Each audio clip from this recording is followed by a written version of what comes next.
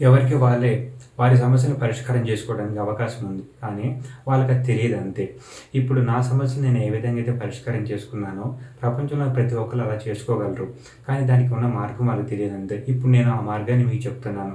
ఏంటి ఆ మార్గం అంటే, మనం ఏదైతే ఆహారం తీసుకుంటున్నామో, ఏ విధంగా అయితే బయటికి వెళ్తున్నామో, ఎంత టైం అయితే దేనికి కేటాయిస్తున్నామో, బాత్రూమ్‌కి వెళ్ళడానికి ఎంత టైం కేటాయిస్తున్నామో, ఆహారం తినడానికి ఎంత టైం కేటాయిస్తున్నామో, నిద్రపోవడానికి ఎంత టైం కేటాయిస్తున్నామో, రోజుకి ఎంత గ్యాస్ జనరేట్ చేస్తున్నాము, ఎన్నిసార్లు తేపుతున్నాము, ఏ టైంకి మనకు ఆకలి అవుతుంది, ఏ టైంకి ఆకలి అవ్వట్లేదు, ఆకలి ఎప్పుడు ఆగిపోతుంది, లేదా ఎప్పుడు మనం ఫిజికల్ యాక్టివిటీ చేస్తున్నాము, ఎప్పుడు చేయట్లేదు, ఎప్పుడు మనం మానసికంగా సంతోషంగా ఉంటున్నాము, ఎప్పుడు సంతోషంగా ఉండట్లేదు, ఎప్పుడు మనకు కోపం వస్తుంది, ఎప్పుడు కోపం రావట్లేదు, ఎప్పుడు ప్రశాంతంగా ఉంటుంది, ఎప్పుడు ప్రశాంతంగా ఉండట్లేదు.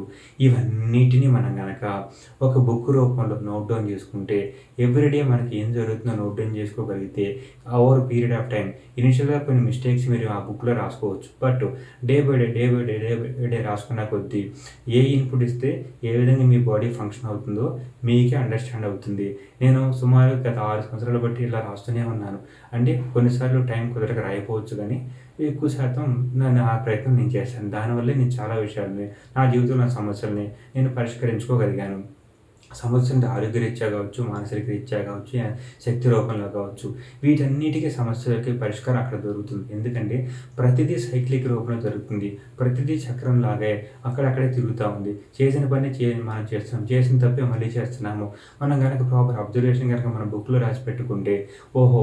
ఈ ఆహారం తినటం వల్ల మనకి ఈ సమస్య వచ్చింది. కాబట్టి దీన్ని ఇలా కట్ చేద్దాం అని ఈ విధంగా మీరు స్టెప్ బై స్టెప్ వస్తే, ఈ ఈ పని చేయటం వల్ల నాకు ఇలా కోపం వచ్చింది. లేదా దీనివల్ల నాకు ఇట్లా బాధ అనిపించింది.